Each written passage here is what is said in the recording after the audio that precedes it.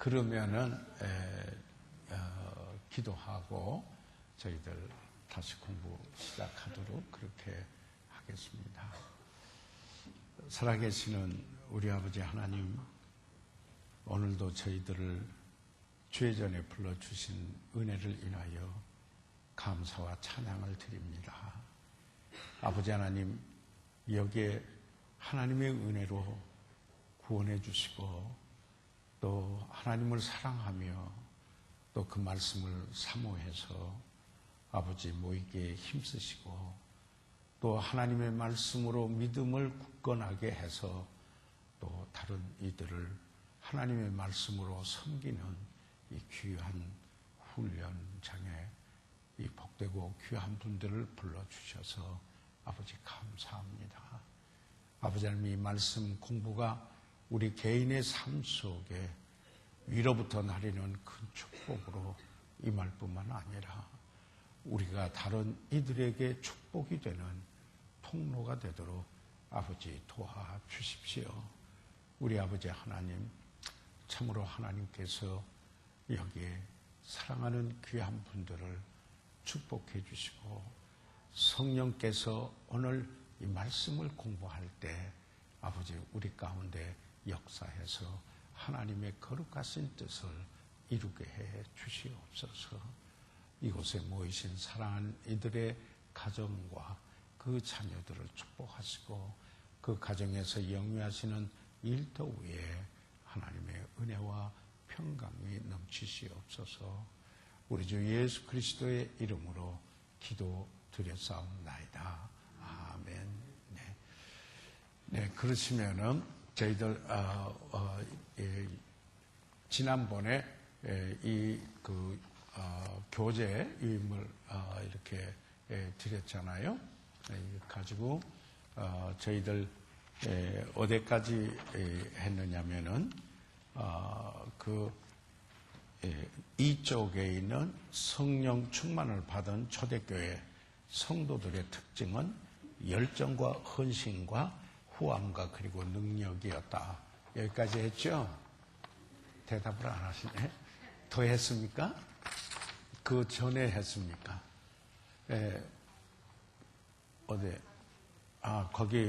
거기까지 저기 성령 충만을 받는 수단, 거기에 5번째 믿음까지 했어요? 오케이. 네, 알았습니다. 고맙습니다. 네. 그래서요, 저희들이 이제, 지금, 이 성령 충만에 대한 것하고 다시 돌아가서, 지난번에 성령의 열매 중에 2가지만 했잖아요. 그 나머지 부분을 계속 해야 되는데, 이 부분이 너무 소중하고, 귀중한 부분이거든요. 오늘, 참 이렇게 공부를 위해서 나오신 여러분을 보니까 여러분이 하나님을 사랑하고 말씀에 대한 관심이 있으시고 또 그뿐만 사모하고 또 자신의 영적인 삶뿐만 아니라 다른 이에게 말씀으로 도움을 드리기 위한 이런 훈련 과정에 그 열정을 가지고 모이신 여러분을 뵈면 저는 축복이고 격려를 받아요. 신실하게 나오신 여러분으로 인해서 하나님께 감사와 찬양을 드립니다. 이 말씀에 큰 은혜와 축복이 넘치기를 바랍니다. 성령 충만을 받으라. 우리가 성령 충만함을 받으라 했을 때 그 충만함이 무엇인가라는 것을 여기에 더 이해하기 위해서는 성령 충만함이 아닌 것이 무엇인가, 그걸 지난번에 우리가 자세히 보았습니다. 어떤 극적인 황홀한 돌변한 경험, 이것이 반드시 성령 충만함을 받는 것은 아니다. 그뿐만 아니라 극단의 금욕주의를 실천하는 자기 노력이 아니다. 그 다음에 성령의 내재 그 자체가 충만은 아니다. 이것은 구원받은 모든 분들에게 성령은 내재해 계시고 성령이 계시지 않으면 그 사람 구원받은 분이 아니라 하는 것을 아울러 말씀을 드렸고요. 그래서 또 성령 충만함의 과정은 조금씩 받아가는 점진적인 것이 아니다. 이것은 반복적인 거지만은 그때 성령 충만하든지 아니면은 육신적인 것이든지 이 두 가지 중에 하나인 것이다. 단지 성숙한 사람은 여기에 자기가 그 성령 충만하지 못하게 되는 성령을 근심되게 하거나 소멸하게 하는 어떤 경우가 있었을 때 그것을 합리화시키지 않으니까 속히 자백하고 깨끗함을 입고 다시 성령의 그 충만함을 얻게 된다 하는 사실을 저희들 함께 보았습니다. 성령 침례와 동일한 것이 아니다. 성령 침례는 다 일회 사건, 구원받았을 때 우리에게 있고 성경에 성령 침례 받으라는 말씀이 없어요. 없어요. 한 번도 없어요. 그래서 성령 충만을 받으라 하는 것하고 여기에 차이가 있다 하는 것을 말씀했습니다. 그것은 그리스도의 몸의 한 지체로서 우리가 그리스도와 연합된 한 그 지체가 되는 것이라는 사실을 봤고, 성령의 인치심과 동일한 것이 아니다. 성령의 인치심은 이것은 하나님의 것이다 라고 하는 분명한 확신, 그것은 하나님의 것이라는 사실, 이것도 구원받았을 때 일어나는 단 1회의 사건이다 하는 것을 저희들 봤어요. 지금 그 연결을 위해서 잠깐 그 중요한 부 제목만 말씀을 드렸어요. 그래서 성령의 충만을 받으라 하는 것은, 이것은 문법적으로 본다면은 해석할 때 어떤 의미냐면은 계속해서 성령 충만해져라. 사실 이런 말이다 그래서 being kept filled. 그러니까 여기에 수동 진행형으로 그 계속해서 이렇게 말씀하고 있다라는 사실을 저희들 보았는데, 우리가 지난번에도 봤죠. 성경을 해석하는데 우리가 그 단어의 뜻이 무엇인가, 그리고 그 문장 전후를 통해서 문법적으로 어떻게 기록이 돼서 어떤 의미를 가지고 있는가, 그리고 어떤 역사적인 배경에 의하여서 그게 기록이 됐는데 오늘 우리들에게 주는 교훈은 무엇인가, 이렇게 봐야 되는데, 그래서 이 충만을 받으라, 프레로라고 하는, 이는 돛담배가 바람에 미끄러져 갈 때 사용된 단어이다. 그래서 이것은 성령에 의해서 자연스럽게 지배받고 성령을 쫓아서 행하는 삶이다. 이런 걸 말씀을 드렸어요. 그 다음에 이것은 침투되어 고루 퍼지고 두루 미치는 의미로 사용된다.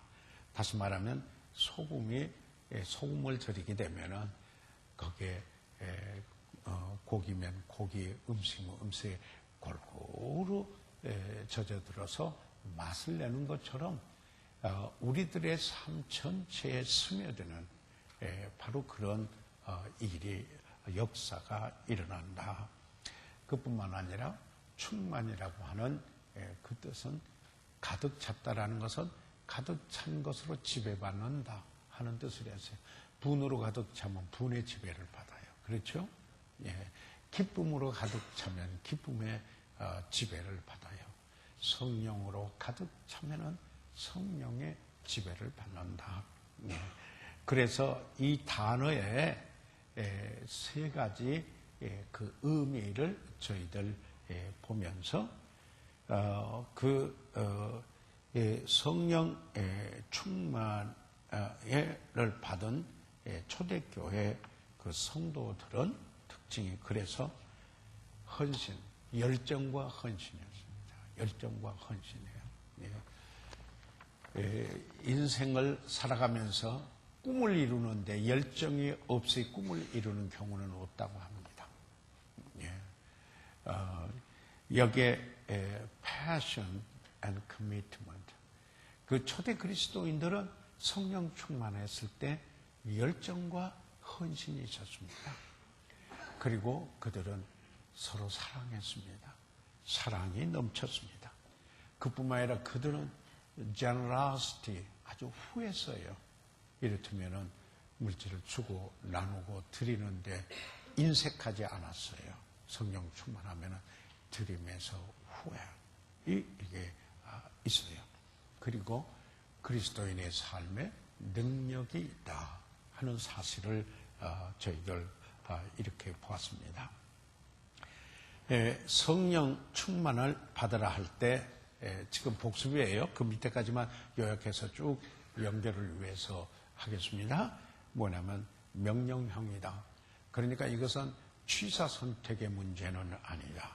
다시 말해서 순종의 문제일 뿐이다 하는 사실을 저희들 보았고, 그런데 이것은 문법상으로 복수형의 명령으로서 교회 전체, 에베소 교회 전 성도가 성령 충만할 것을 명령했다 하는 이야기입니다. 그래서 이것은 특정한 사람만 성령 충만함을 받으라는 명령이 아니라는 거죠. 다시 말해 목사나 전도사나 또는 뭐 선교사나 어떤 사역자에게만 하는 것이 아니라 모든 그리스도인의 정상적인 그리스도인의 삶을 위해서, average, 평균적인 삶이 아니에요. normal Christian life. 그 일을 위해서는 성령 충만함을 받아야 한다라는 것을 말씀을 드렸고, 이것은 그 다음에 수동형으로 되어 있어요. 그러니까 내가 충만해지는 게 아니라는 거죠. 이것은 내 안에 계신 성령에 의하여서 성령이 충만해지는 거다. 그렇기 때문에 나는 나를 비워야 한다. 여기에 그 자신을 비우고, 그래서 자기 것으로 꽉 차 있으면 성령 충만이 되지 않는다. 자기 생각, 자기 계획, 자기 꼼수 이런 거 다, 자기 나름대로 인생관 이런 걸 비우고 정말 그 하나님의 말씀으로 가득 채워서 하나님적인 것들로 가득 채워질 수 있도록 딱 비워놓으면은 성령께서 충만해진다라는 겁니다. 이게 수동태의 명령이에요. 그 다음에 그 현재형의 명령으로 계속적인 의미가 있다. Be being kept filled. 이것은 그 문법적으로 우리가 보게 되면은 현재형 수동형으로 이렇게 되는 현재형에 있지만은 이것은 계속적으로 충만함을 받으라는 이런 그 문법적인 의미가 있다. 그래서 한 번 충만으로 성령 충만이 영원히 가는 건 아니다. 어떤 한 번 무슨 경험으로 충만한 것은 아니다 하는 것을 말씀을 드렸습니다. 다시 말해서 반복적이다. 그래서 우리가 성령이 오시는 것은 이래 단 한 번 일회성입니다. 성령이 없었으면은 아예 그분은 오순절 이후에는 성령이 계시지 않으면은 그분은 그리스도인이 아니에요. 그리스도인이 아니에요. 그래서 그러면 성령 충만함을 받는 수단은 어떤 것인가? 성령은 거룩한 영입니다. 성령에게 거룩할 성장이죠. 거룩한 영이 있습니다. 거룩한 영이라고 그랬어요. 진리의 영이에요. 그래서 그릇이 깨끗해야 거룩한 영이 충만하게 됩니다. 알려진 죄는 자백돼야 한다. 그래서 내가 이것을 죄라고 알고 있는데 그것을 내가 자백하지 않고 내놓자 그대로 갖고 있는 그 하나님과 반대되는 죄, 그 죄의 총체적인 의미는 하나님과 반대되는 거거든요. 그래서 그것은 물론 그 태도도 있을 수 있고 상태일 수도 있고 행동일 수도 있는 것입니다. 그것은 죄라고 여기는 것은 반드시 자백돼야 한다. 만일 우리가 우리 죄를 자백하면 저는 미쁘시고 우로사 우리 죄를 사하시며 모든 불의에서 우리를 깨끗게 하시느니라. 그럴 때 깨끗한 성령께서 충만하게 된다 하는 이야기입니다. 그래서 두 번째로 그런 그리스도인의 그 상태적인 헌신된 상태여야 한다. 그러면 자기 의지를 굴복시키는 분이다. 뭐냐면 너희 몸을 하나님의 기뻐하시는 거룩한 산 제사로 드리라. 이는 너희가 드릴 영적 예배니라. 이렇게 이야기를 하고 있습니다. 우리가 우리 몸이 성령의 전인데 충만하기 위해서 성령께 하나님께 전적으로 헌신되지 않으면 어찌 충만하겠습니까? 다시 말해서 내가 소유권을 주장하려고 하면 어떻게 충만하겠습니까? 그건 하나님의 것이다. 그래서 헌신의 뜻은 두 가지가 있어요. 양도한다. 양도한다는 건 법적인 수로인데요. 이것을 우리말 성경에는 드림이라고 그랬어요. 그런데 로마서 6장에 나오는 킹 제임스 영어 성경에는 YIELD 이것은 사실 법률 수로로 양도라는 뜻이거든요. 이게 우리말로 드림이라고 번역이 됐는데 법률 수로예요. 말이 무슨 말이냐면은 우리는 우리 것이 아니라 값으로 샀기 때문에 하나님의 것이다. 그러니까 그걸 깨닫고 이건 하나님 앞에 드리는 것은 소유권을 양도하는 것은 당연한 일이다. 마땅한 일이다. 여기에서 진정한 헌신이 이루어진다는 겁니다. 여기에서 자기 공로 세우지를 않아요. 그렇게 되니까요. 그러죠? 그런데 그렇게 하기 위해서는 어떤 일이 있어요? 그리스도의 사랑이 우리를 강권하기 때문에 고린도서 5장 14절에 constrain, 영어의 constrain에서 이 constrain이라고 하는 말이 스네코라고 하는 헬라어인데요. 영어로 말하면 you cannot help but do it. 그렇게 하지 않을 수가 없게 된다. 여러분 사랑을 받으면은 사랑의 반응을 하지 않을 수 없다. 진정한 사랑. 그리스도의 사랑이 강권함을 받아서 우리가 그분이 그의 몸을 우리를 사랑해서 주셨던 것처럼 우리도 그 사랑에 반응해서 드리게 된다. 그래서 거기에는 양도와 사랑에 대해 있어서 헌신이 되어지면은 그런 헌신이 바로 영적 예배예요. 스피리추얼. 그건 흠정원 번역의 킹제임스 보면은 reasonable service라고 그랬어요. 합당한 봉사라는 거죠. 그럴 때 내가 마땅히 섬겨야 될 섬김이 나온다. 이 섬김이라는 게 헬라어에서 여기에 예배라 섬김하고 예배 뜻이 같이 쓰여져요. 그래서 그럴 때 영적 예배가 된다. 그런 사실을 저희들 여기에 보았습니다. 그래서 헌신이 있어야 되고 그리고 난 다음에 여러분 이러잖아요. 참 하나님께서는 우리에게 자유의지를 주셨어요. 우리는 기계가 아니에요. 그러죠? 그래서 우리로 하여금 선택하도록 이렇게 했어요. 그러니까 자유의지로 가지고 선택할 수 있도록 이렇게 하셨어요. 강제하시는 게 아니고요.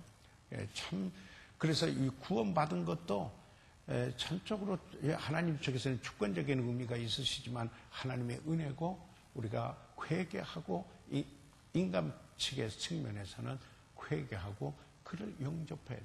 아무리 잘 차려놓은 밥상도 먹지 않으면은 아무런 유익이 없는 것과 같은 것입니다. 그래서 여기 우리가 성령 충만하고자 하는 거룩한 소원이 있게 돼요. 성령 쫓아서 살고 싶다. 저는 오늘도 변함없이 기도했어요. 하나님, 성령 충만하고 성령 쫓아서 사는 삶을 살기 원합니다. 왜 그러냐면 아직도 내 몸이 구속되지 않았고 몸의 구속은 그리스도가 오실 때 영광스러운 그날에 구속될 것이고, 그렇죠? 아직도 내 안에 죄성이 있고 내 몸은 연약하기 때문에 내 몸을 쳐서 복종시키면서 하나님 참으로 성령 충만하기를 원합니다 하는 거룩한 소원을 가지고 기도하게 돼요. 그런 기도가 따르게 돼요. 그런 거룩한 소원이 따라야 돼요. 이것을 영어로 divine desire라는 말을 쓰거든요. 신적인 그 divine 거룩한 그 desire, 신적인 소원, 거룩한 소원. 이건 구원받은 사람에게 있는 거룩한 소원이 있어요.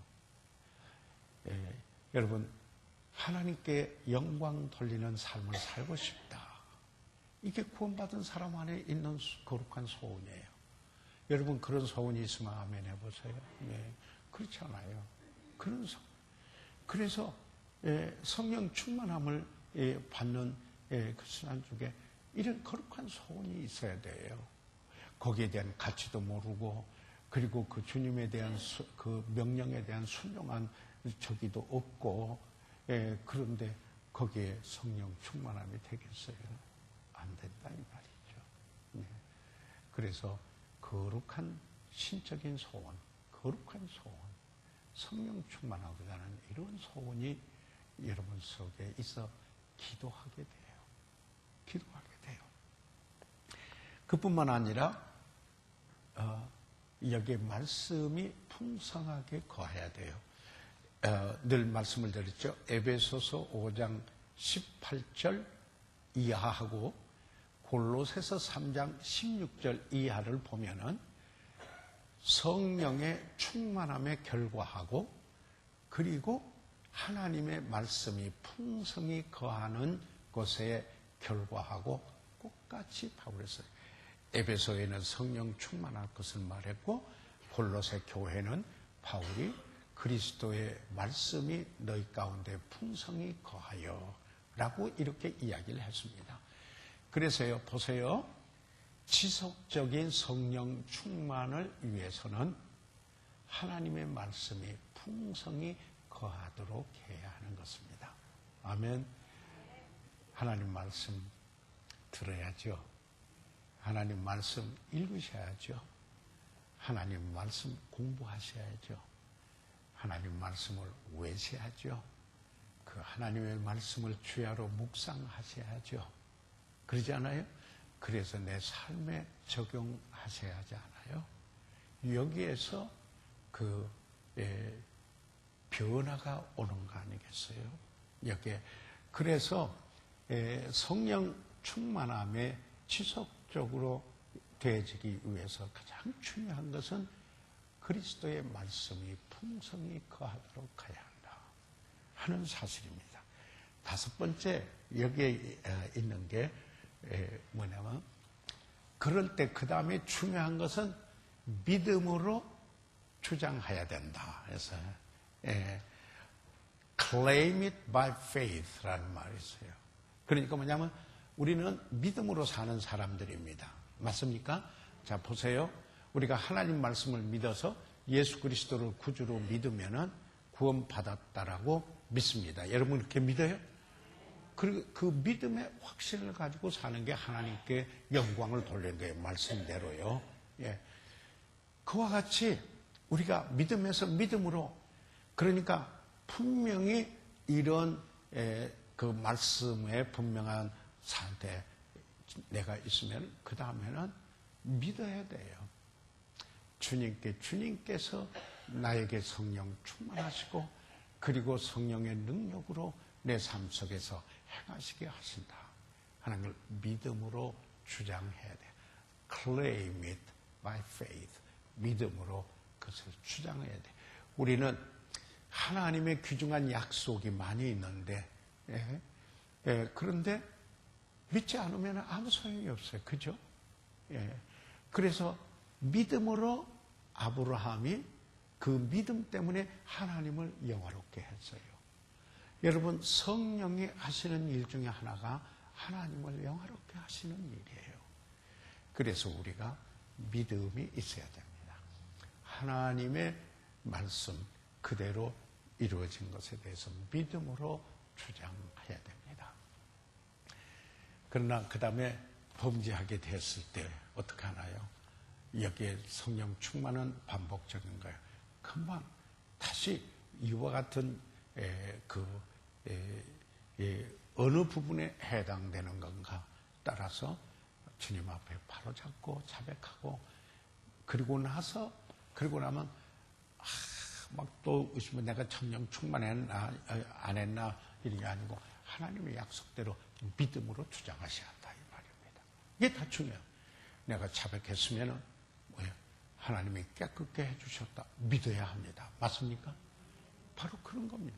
하나님께 사람이 뭐라고 말하든 간에 하나님 앞에서 내가 회개했고 그리고 내가 자백했고 그래서 깨끗게 해주셨고 용서해 주셨다. 하나님 감사합니다. 담대함을 가지시기 바랍니다. 이게 우리 그리스도인의 삶 속에서 있어야 되는 이야기입니다. 여기에 믿음까지 여기까지 했다고 그랬죠. 그러면은 그 다음에 그러면 성령의 충만을 받는 그 결과 거기서부터 하도록 하겠습니다. 아까 그 골로새서 3장 16절 17절은 말씀으로 충만한 것에 관하여서 난 그 말씀을 이야기를 드렸습니다. 거기에 그리스도의 말씀이 너희 속에 풍성히 거하여 아까 에베소서 5장 18절 이하고 동일한 말씀인 것입니다. 그래서 근본 이 공부에 여러분이 성령 충만한 것에 관하여서 총체적으로 정리를 하신 시간이 되시길 바랍니다. 여러분 어떤 분은 이게 정리가 안 돼서 평생 오락가락하는 분들이 있어요. 보면요. 그래서 이것을 정말 하나님의 말씀을 그래서 체계적으로 공부한다. 이것을 조직신학이라고 해요. Systematic Theology. 조직신학이다. 이렇게 그 이야기를 하는 거예요. 우리는 지금 why, 왜까지는 안 가니까 그러나 doctrine, 교리 그것만 빠지고는 신학 공부하고 꼭 같이 여러분 하시는 거예요. 신학교에서요. 그걸 아셔야 돼요. 다시 말해서 신학교에서 하는 것은 엄청난 과제를 주고 그 과제를 그 발표를 하고 또 독서 보고서를 쓰고 논문을 쓰는 이 과정이 거기에 더 훨씬 더 추가되는 것입니다. 자, 그러면은 이렇게 해서 성령 충만함을 받으면은 그 성령 충만함을 받은 결과, 이 결과를 오늘 생각을 해보고자 합니다. 여러분, 성령 충만함을 받은 그 결과 중에 첫째는 언어 생활의 변화가 옵니다. 언어 생활의 영향이요. 왜 그러냐면 에베소서 5장 19절에 서로 화답하며 라고 그랬습니다. 여기에 서로 또 골로새서 3장 16절 이하에도 보면 모든 지혜로 피차 가르치며 권면하고 등등 이게 나옵니다. 다시 말하면은 우리가 어제 그 수요일 저녁에 공부한 공부 생각나시는지 모르겠어요. 우리가 수요일 저녁에 나오신 분들은 에베소서 그 4장 29절과 30절 저희들 공부를 했거든요. 거기에서 사실 에베소서 4장 25절로부터 쭉 저희들 지금 새 생활의 원리를 공부해 가고 있는데 거기에서 뭘 보냐면 진실을 말하지 않고 아니 여기에 뭐냐면 그 우리가 어떤 때 성령을 근심되게 하는가 하는 것을 우리가 여기에 볼 수가 있는데, 우리 그리스도인의 삶의 새생활의 원리 중에 그 거짓을 말하던 삶 속에서 진실을 말하는 삶으로 변화됐다. 그 다음에 뭐냐면은 불의한 분을 내던 내가 의로운 분을 내는 사람으로 변했다. 전에는 내가 탈취하고 취하려고만 하던 삶 속에서 주고 나누고 구제하는 삶으로 변했다. 이제 더러운 말과 악한 말을 하던 내가 이제 선한 말을 하는, 그래서 선한 말을 하여 덕을 세우고 그리고 경우에 적절한 말을 해서 듣는 자에게 은혜를 끼치는 선한 말을 하는 자로 변화됐다 하는 게 저희 마음입니다. 그래서 여기에 제일 첫째로 우리가 여기에 보는 것은 우리의 삶 속에 변화되는 것 중에, 밖으로 나타나는 것 중에 제일 그 근본적인 게 하나 있는데, 속이 변하면은 입으로 나오는 게 변해요. 왜 그래요? 예수님께서 내 마음에 있는 것을 입으로 말한다고 그랬어요. 그러니까 성령 충만하면은 우리 안에 하나님의 말씀으로 가득 차 있기 때문에 자연히 언어 생활에 변화가 오게 되는 것이에요. 예. 그러지 않을 때 우리 안에 계신 성령을 근심되게 하면은 성령 충만함이 되지 못한다 하는 이야기입니다. 그래서 여기에 성령 충만함을 받는 그분의 그 삶을 보게 되면은 그 언어 생활에 있어서 그 변해요. 선한 말, 세우는 말, 경우에 착합하고 구원받은 사람으로 하나님께 영광 돌릴 수 있는 적절한 말, 그 말을 하게 돼서 다른 이에게 듣는 사람에게 은혜를 끼쳐서 유익이 되도록 그렇게 한다. 그래서 언어 생활에 변화가 일어나게 되는 것을 보게 됩니다. 두 번째로 여기에 마음의 영향을 줍니다. 성령 충만하면은 언어 생활뿐만 아니라 마음의 영향을 줍니다. 그래서 죄송합니다. 마음으로 주께 노래합니다. 그 마음에서, 다시 말하면 주님과의 그 관계 속에서 내면의 변화가 옵니다. 언어 생활의 변화뿐만 아니라 그의 마음에, 그의 태도, 여기에서 정말 노래가 있습니다. 새 노래가 있어요. 그죠? 구속함에 대한 그런 노래. 여러분, 모든 노래가, 진짜 많은 노래가 일반적인 가요의 노래의 80, 90%가 사랑에 관한 노래라고 그래요. 일반 가요예요. 그런데 그 가요에 보면은 참 우스운 이야기들이 많아요.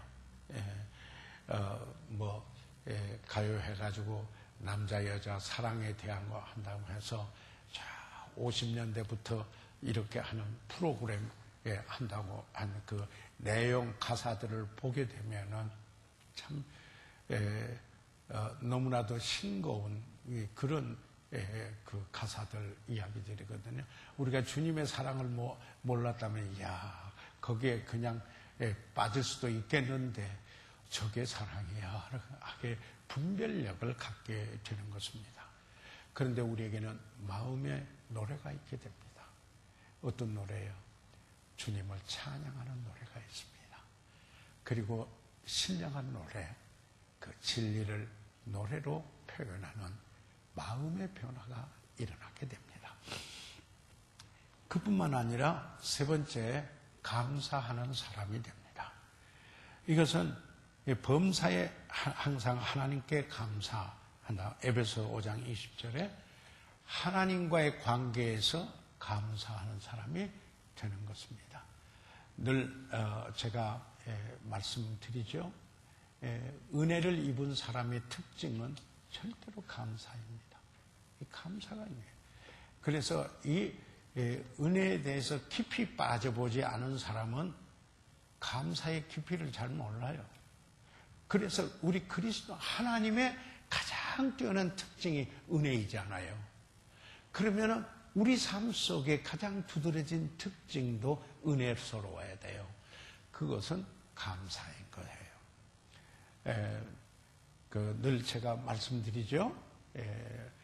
카리스, 헬라어로 은혜라는 말이 카리스인데 영어의 grace.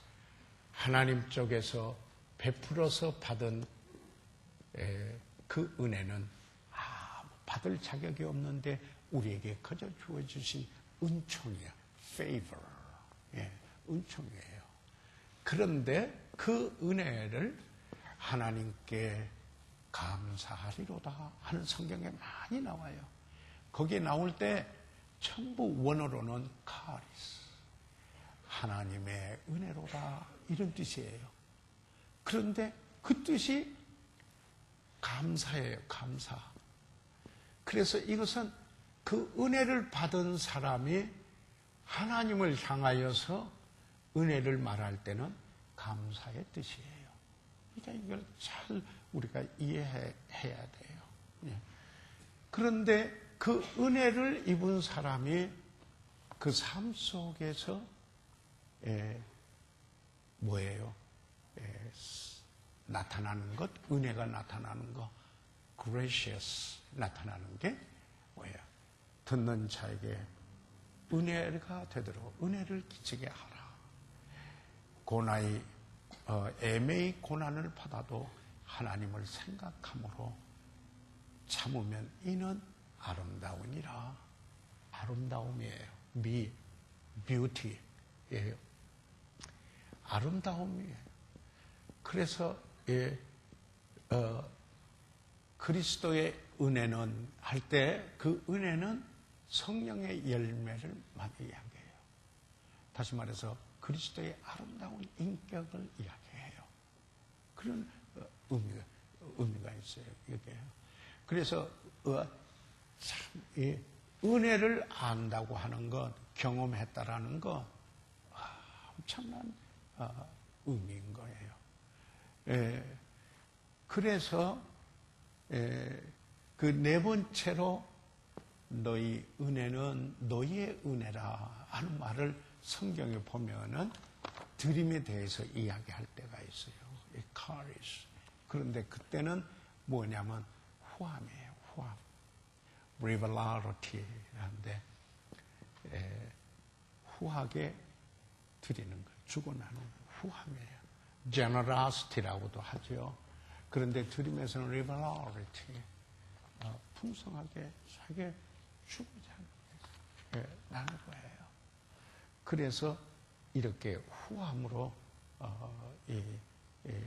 나타나는 게 이게 뭐냐면은 은혜가 있는 거예요. 여러분 그 하나님의 은혜를 입은 사람이 하나님의 은혜를 깨닫게 하기 위해서는 내가 어제 저녁에도 그랬어요. 우리가 은혜로운 사람이 되어야 합니다. 아멘. 예. 하나님이 나를 용서해 주신 것처럼 은혜로 나도 용서하는 사람이 되어야 됩니다. 그래서 그 인격이 이처럼 은혜 지금 뭘 말씀을 드리다가 했습니까? 감사. Thanks be unto God라고 했을 때 하나님께 감사하리로다. 이 말을 할 때 전부 헬라어로는 저기 카리스예요. 하는 영어로는 grace라고 이렇게 하지만은요. 그게 은혜가 이렇게 네 가지로 이게 하나님의 가장 중요한 특성 그걸 나타낼 때 우리 삶 속에 은혜가 있어야 되는데 바로 그게 뭐예요? 은총을 입었으면 감사하고 우리의 삶 속에서 주님의 형상을 나타내 보이는 아름다움을 해야 되고 주고 나누는 삶 속에 후함이 있다라는 것이 리버라리티. 아멘. 이게 은혜를 입은 사람들의 삶에 우리가 꼭 성경을 읽을 때 이해하는 여기에 이 특징을 꼭 이해해야 됩니다. 저는 왜 이것을 반복하는가? 제 삶 속에 각인시키기 원해서이고 그리고 제 삶 속에 마음속에 각인해서 체화 또는 육화 내 삶으로 변화되기를 원해서이고 얼마나 그렇게 자주 해야 되는 걸 제가 깨닫기 때문에 제가 사랑하는 제가 섬기는 귀한 주의 백성들 성도들에게 이 사실을 어떻게 하면 더 각인시켜드리고 그리고 그 삶 속에서 더 아름답게 나타날 수 있겠는가를 늘 바라는 마음 때문에 이 부분만 나오면은 제가 흥분해요. excited. 그리고는 또 이야기해요. 또 말해요. 아무리 말해도 충분히 말했다라는 생각이 들질 않아요. 왜 그러면 성경을 읽어보면은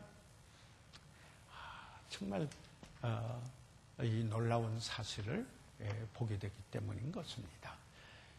자, 그래서 네 번째로 어때요? 겸손한 사람이 돼요. 그리스도를 경외함으로 피차 복종해요. 그리스도 때문에 그리스도를 경외하기 때문에 겸손한 사람이 돼요. 그래서 어떻게 돼요? 사람과의 관계에 변화가 와요. 하나님, 자기 개인의 생활에서 변화가 왔어요. 어느 생활에. 그리고 자기 마음속의 속사람에서 정말 마음의 변화가 왔어요. 하나님과의 관계에서 변화가 왔어요. 감사해요. 그리고 사람과의 관계에서 변화가 와요. 그래서 성경에 계속해서 보면은요, 어떤 것들이 나오냐면은, 그러잖아요. 아내들아, 남편에게 복종하라. 남편들에게는 남편들아, 아내를 사랑하라. 이렇게 나오죠? 그리고 자녀들아, 자녀들에게는 뭐예요? 부모에게, 그 부모를 공경하고, 순종하라. 이런 게 나오잖아요. 그뿐만 아니라, 여기 부모들은 자녀들을 노엽게 하지 말라. 이런 게 그 뒤에 다 나오잖아요. 그 다음에, 그 종들아, 상전을 두려워하고, 이 상전에게 순복하고, 그러면 상전들아, 너도 바로 내 위에 상전이 있음을 기억하라 하는 이런 에서 뭐예요? 성령 충만하면은 자기 자신 속에 변화가 일어나고 하나님과의 관계 속에 정말 감사하는 변화가 일어나고 다른 사람과의 관계 속에서 겸손하게 돼서 다른 사람의 입지를 생각하게 돼요. 그래서 나보다도 다른 사람을 낮게 여기는 것, 성경의 빌립보서 2장 여러분 3절에 말씀한 것처럼 이런 겸손이 있게 되는 거예요. 성령 충만하면 그래서 이 겸손이 있어요. 여러분 성령 충만함을 받으면서 거드락거리면서 오히려 아니에요. 그건 성령 충만하면 그리스도를 영화롭게 하고 그리스도와 자기 자신을 동시에 높일 수는 없어요. 그래서 겸손해지면은 섬기는 자가 돼요. 이게 예수 그리스도의 마음이 아닙니까? 자기를 낮추고 자기를 비우시고 자기를 낮추고 그래가지고 죽기까지 복종하신 게 예수님의 마음이에요.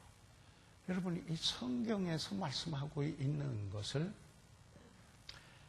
우리가 제대로 알아야 돼요. 그래서 그런 것을 사모해야 돼요. 이게 우리 안에 그러지 않으면 변화가 안 와요.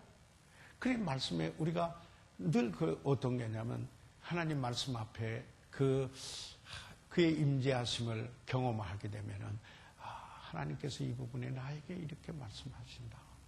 그러면 하나님, 이 말씀이 제 것이 되고 그리고 체화 또는 육화돼서 내 삶 속에서 나타나게 해주십시오. 그런 삶을 살기 원하는 거룩한 소원이 있어 주님 앞에 의뢰합니다. 이렇게 기도하고 드리게 돼요. 맞아요? 그러면은 여러분의 삶에 변화가 오기 시작해요. 그 부분에. 물론 한 번에 그렇다고 다 하는 거 아니지만은 다음에 또 어떤 일이 있다 하더라도 마치 이런 상태를 여기에 올라갔다가 패배하면 십자가에 넘기고 다시 올라갔다가 또 이런 일이 나지만은 이것을 보면은 점점적으로 Christ-like 예수 그리스도를 닮는 예담이라고 많이 하죠. 예담. 예담 교회도 많더라고요, 이름이요. 이게 예수 닮는다는 말이에요. Christ-like. 이런 과정을 통해서 성숙한. 그러니까 육신적이 전혀 안 나온다는 거 아니에요. 여기 떨어질 때는 육신적인 게 나왔어요. 그러나 십자가에 넘겨졌어요. 그런 과정에 빚어져요. 깨지고 빚어져서 만들어져서 하나님이 쓰시는 사람이 된다는 겁니다. 여러분, 예수 닮기를 원하는 소원이 있으면 아멘하세요.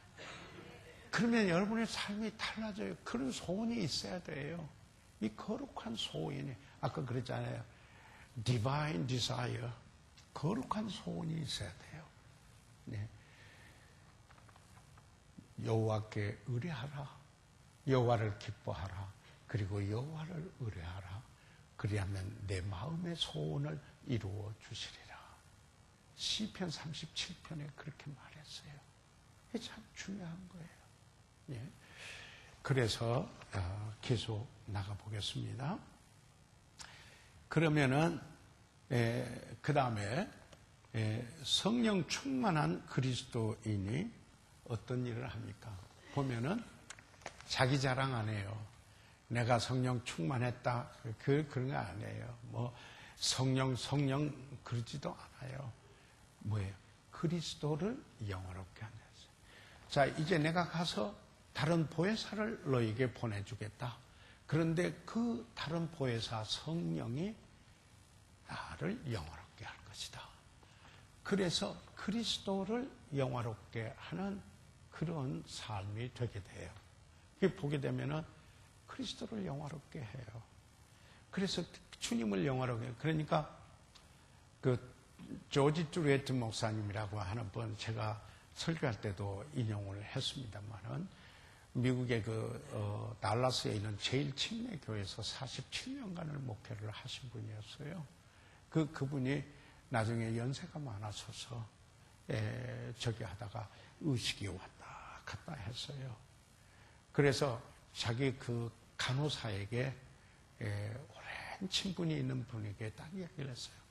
내가 혹시라도 의식이 없는 가운데 내 말로 주님을 욕되게 하면은 내가 본 내 뜻이 아니고 의지가 아니다 하는 걸 잘 이해해라. 그렇게 당부를 해놨어요. 그런데 이분이 주무시다가 일어났거든요.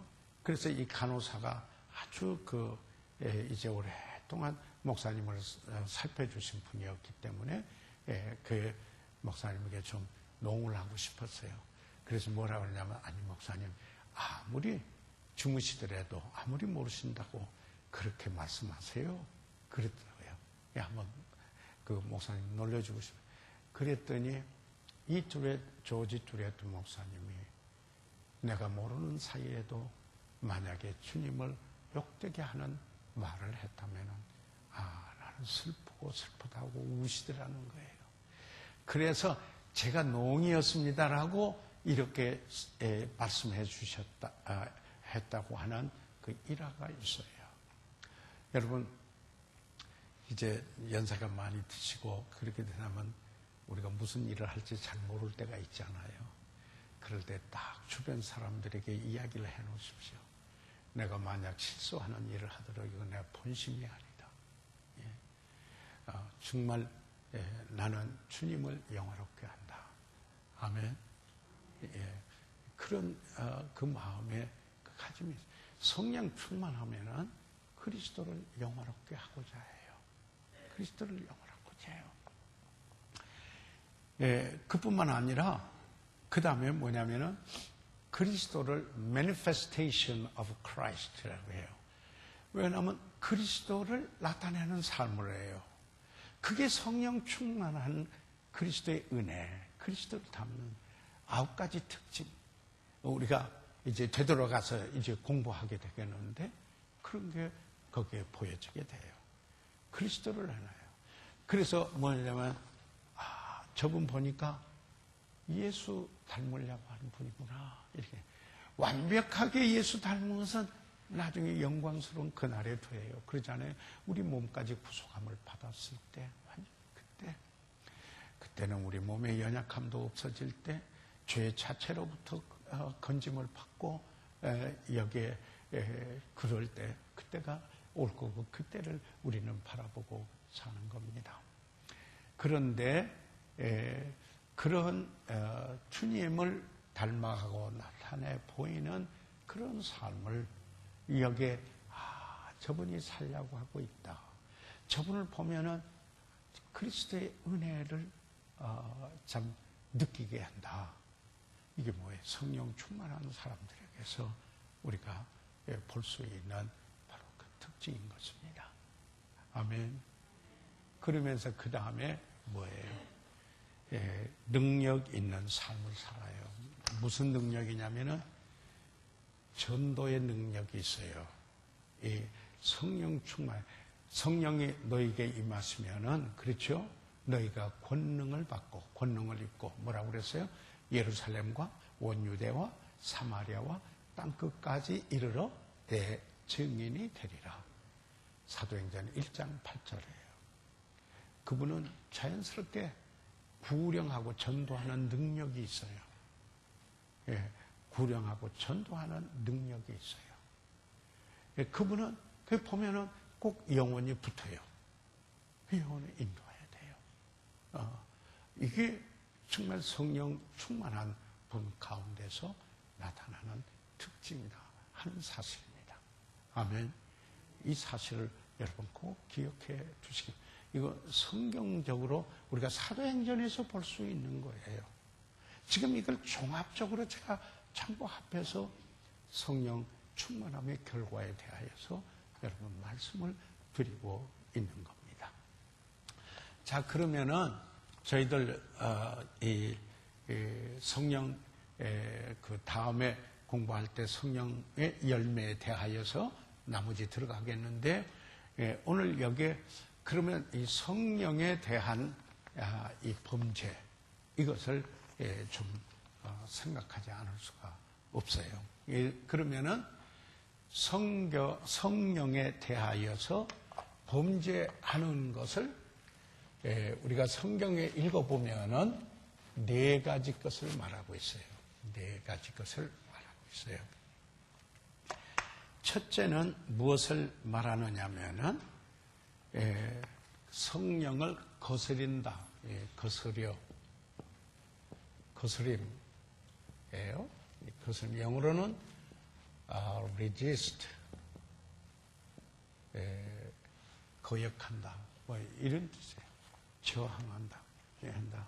이런 뜻이에요. 거스름이 있어요. 성령의 역사가 있는데 거스리는 거예요. 거역하는 거예요.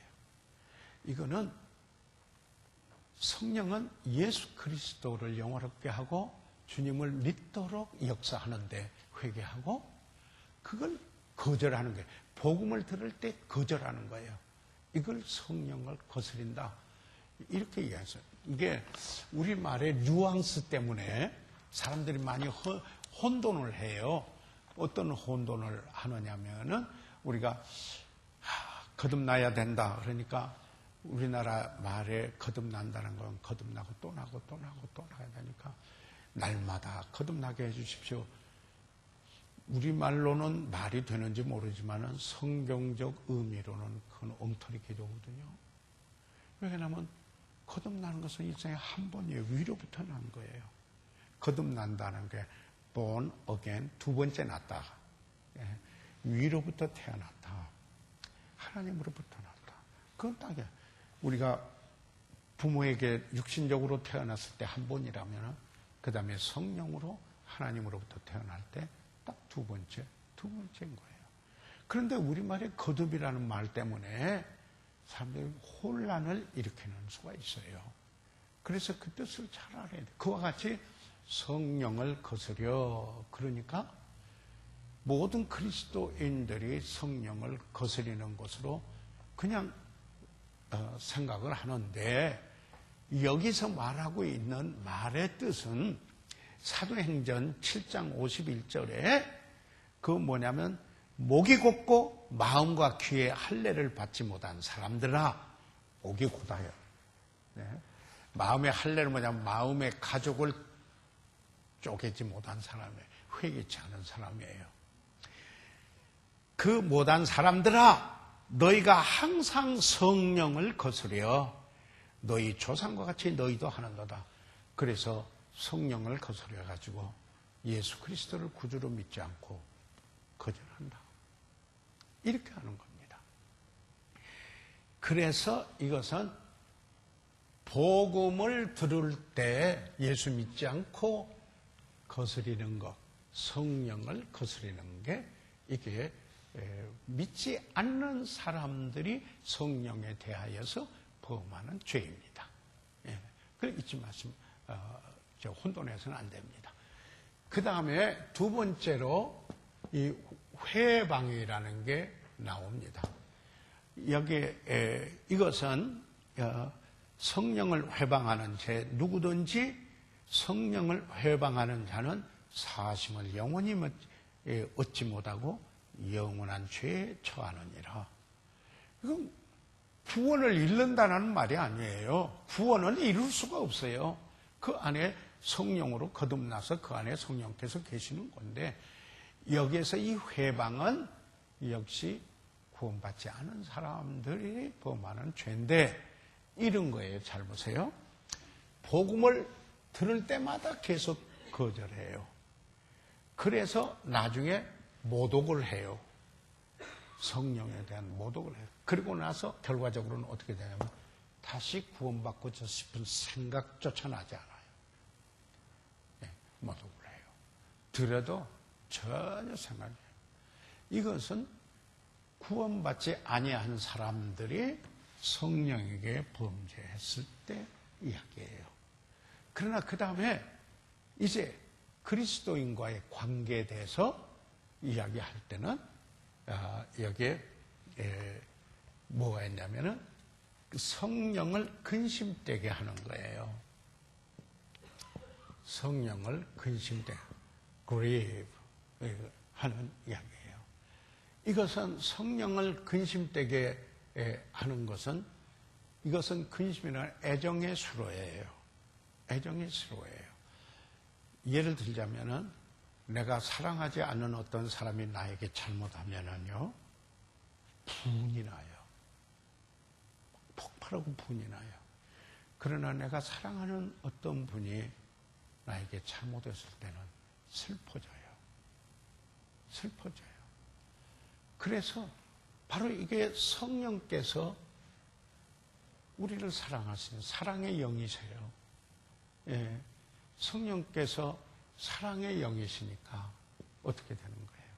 잘못하게 될 때 여기에 성령을 근심되게 해요. 진리의 영인데 내가 거짓을 말할 때 성령을 근심되게 해요. 그렇죠? 내가 더러운 말을 할 때 선한 말을 하지 않고 성령을 근심되게 해요. 내가 탐심을 가지고 물질을 취하고 그걸 주고 나누는 삶을 살지 못하고 탐심을 가지려고 할 때 성령을 근심하게 돼요. 그래서 거기에 에베소 4장 30절에요. 성령을 근심되게 하죠. 그러면 성령 충만함이 안 돼요. 왜? 그래서 그 다음에 데살로니가 전서 5장 13절인가 그렇죠? 그게 뭐냐면은 성령을 소멸하지 말라. 이렇게 여기에 이야기를 하고 있습니다. 성령을 네 번째 소멸이에요. 소멸은 성령 자체를 없앤다 그런 뜻이 아니에요. 여기 이 말은 뭐냐면 호엔치, 불을 끈다라는 거예요. 자, 보세요. 이게 지금 중요한 부분에 연결이 돼야 돼요. 성령을 근심되게 하면은 성령의 능력을 소멸하고 성령의 인도하심을 소멸시키는 일을 하게 돼요. 그래서 성령 충만함이 되지 못하는 거예요. 성령의 인도하심에 자신을 드리고 저게 하는 일을 하지 못하게 되는 거예요. 그래서 성령을 근심되게 해서 성령을 소멸하게 하는 이것은 그리스도인들이 범하는 죄가 되는 거예요. 그래서 그럴 때는 바로 그 죄를 자백하고 아까 말하는 대로 깨끗함을 갖고 정말 주님께 구하고 다시 그 성령의 충만함을 믿음으로 주장하셔야 하는 겁니다. 아멘. 그래서 성령 충만함과 연관해서 그 압축해서 오늘 사실 그 공부를 했는데 여러분 이 부분에 어디 가서 공부해도 이렇게 종합적으로 공부하기가 그렇게 쉽지를 않아요. 그거 아셔야 돼요. 그래서 이것을 잘 여러분이 이해하시고 목적은 이거예요. 성령 충만한 여러분 되시길 바랍니다. 아멘. 그러면은 저희들이 다음번에 성령의 열매 중에 2가지를 했고 그 다음에 나머지 여기에 그 일들을 공부하도록 그렇게 하겠습니다. 그러면은 이상 저희들 마치고요. 마치고 참 주일 여러분 모이시기 힘써 주시고 영혼들 인도하는데 최선을 다하시고 오늘 공부하는데 한 거 지난번에 숙제 낼게요. 그 숙제는 복습이에요. 왜 그러냐면 항상 이 교재에 보면은 복습이라는 게 있잖아요. 영어로는 drill이라고도 하고 그 review라고도 해요. 다시 되새김하고 drill 하면 또 해보고 교육은 반복된 학습이다. 이렇게 말해요. 그래서 그냥 한 번으로 넘어가지 마시고 이것을 저는 수없이 하면서 다시 한번 제 일들이 정리를 해서 제 것이 되고 나눌 수 있게 되는 겁니다. 그래서 중요한 것은 성령 충만한 여러분 되시길 바랍니다. 아멘. 기도하고 마치겠습니다. 살아계시는 우리 아버지 하나님, 오늘 저희들 이처럼 함께 모여서 성령 충만함에 대하여 공부할 수 있게 해주셔서 감사합니다. 아버지 하나님, 우리 모두가 성령 충만한 것에 공부만 하는 것이 아니라 성령 충만한 그리스도인이 되게 하여 주시옵소서. 아버지 하나님, 이 말씀에 붙들리는 우리들 되게 도와주시어서 성령 충만한 그리스도인으로 살도록 인도해 주시옵소서. 오늘 이 공부에 임하신 사랑하는 이들을 축복해 주시옵고 이 모임을 애쓰고 위해서 수고하는 이들 외에도 하나님 놀라운 축복이 배나도록 인도해 주십시오. 아버지께 의뢰합니다.